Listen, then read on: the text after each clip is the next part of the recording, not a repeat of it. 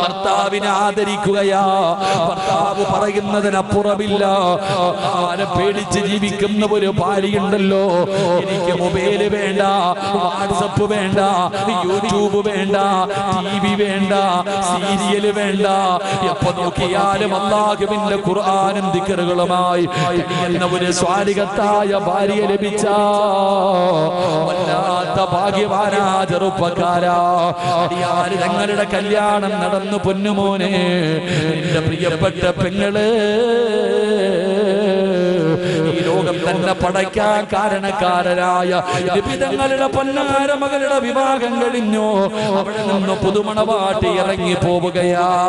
എവിടേക്കാ പോകുന്നതെന്നറിയോ?